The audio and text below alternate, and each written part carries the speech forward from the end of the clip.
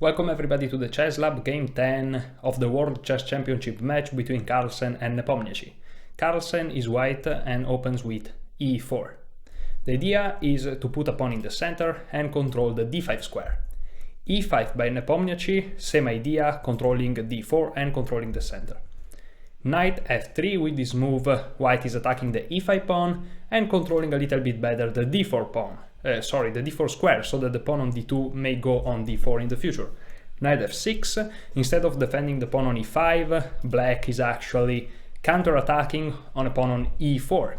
Quite a bold move. Knight takes e5, challenge accepted, and d6, attacking the knight that must to go back. Knight d3. Usually they play the more classical knight f3 with the idea of playing d4 in the future if the opponent allows them. Usually they don't, so knight d3 and knight takes e4. Now queen e2, a very calm move, just threatening to win a piece and pinning it to the king, and threatening also f3 to attack the pinned piece. So you have to defend with queen e7 and knight f4. This is a very logical move, and indeed I don't understand it, because knight f4, maybe the idea is to move away from the pawn so that you can play d4 in the future, maybe, I don't know.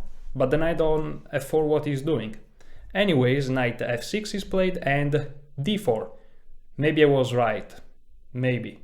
So knight c6 attacking the pawn that is undefended, so he defends it with c3 and d5. And now you may be wondering why they don't take each other queens. The problem is that if you take the queen, bishop takes, you help black developing, and if we go back for a moment, instead of d5, if we play queen takes e2, you help white developing. So usually in chess you don't want to help your opponent developing, even though some players do. And d5, knight d2. Yeah, knight d2 basically wants to develop. The c3 square is occupied by the pawn, so you cannot play knight c3, even though some player may do. So knight d2 and knight back to d8. This move wants to route the knight to e6 to challenge this knight on f4, because for some reason he thinks he's annoying, and he probably is, I don't know. Knight f3, putting the knight in a more reasonable square, and queen takes e2.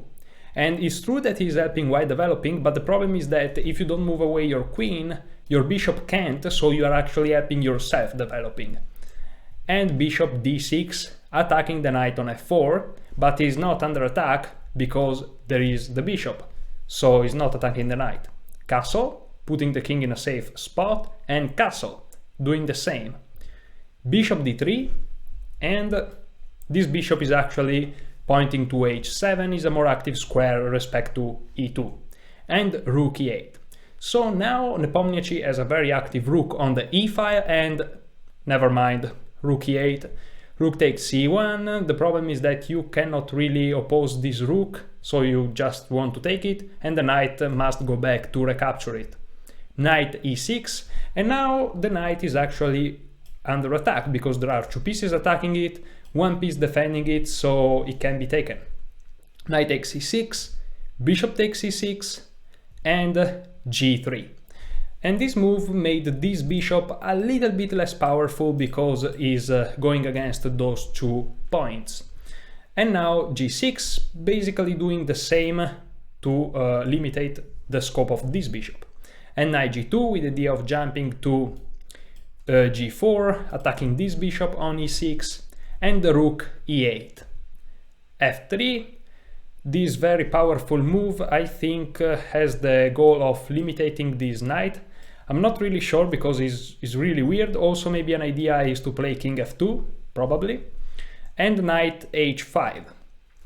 This moves allows the pawn to move forward, and also it put pressure on the pawn on g3, because why not? King f2, oh yeah, that was one of the goals of the move f3. And c6, solidifying the structure. Now those 3 pawns are happy and together. g4 attacking the knight, and the knight back to g7. An idea was to move the knight forward. Unfortunately, this square is protected, so knight takes, bishop takes, and you just lose a piece. Yeah, so that's not good. Knight g7 and bishop f4, challenging the black dark square bishop, which is actually quite annoying. So bishop takes f4, knight takes f4. g5, attacking the knight, and knight back to e2. It's probably possible to take the the bishop. The problem is that after knight takes, you give black a strong square on f4, and since this bishop is on light square, you cannot oppose the dark square knight on f4. So knight e2 back and f5, trying to gain space on the king side, and it attacks the g4 pawn. So h3, defending the pawn, and king f7, trying to activate the king. You know, close to the endgame is better to activate the king. Rook h1. The idea behind this move, believe it or not, is to play f4. And after f4, this pawn is guarded only once.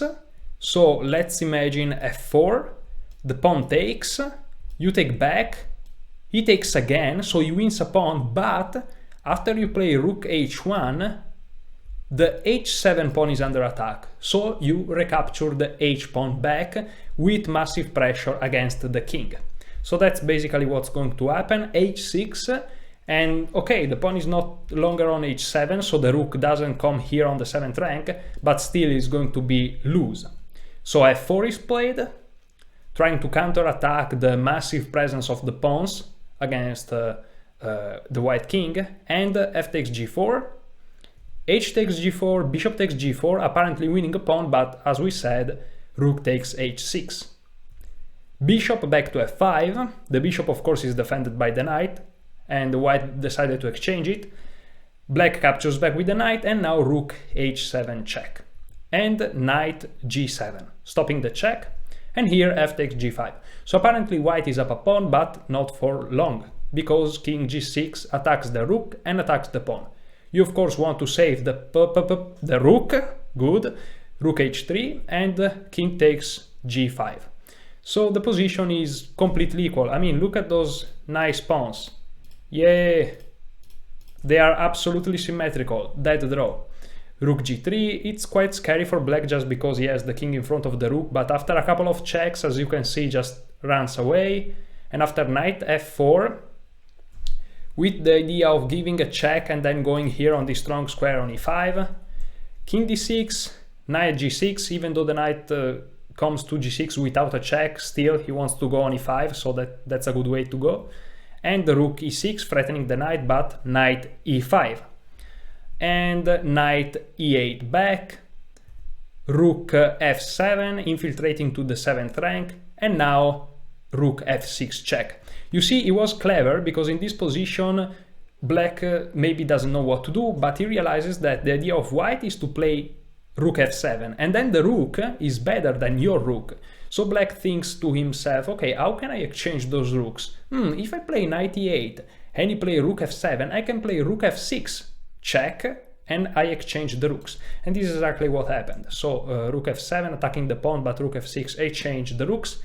And after this exchange, king e3 is played, and in this position the players agreed to a draw, simply because black is going to play knight d7 and exchanging the knights. If this happens, this is of course a completely equal position, and if this doesn't happen, I think you can even take, to be honest.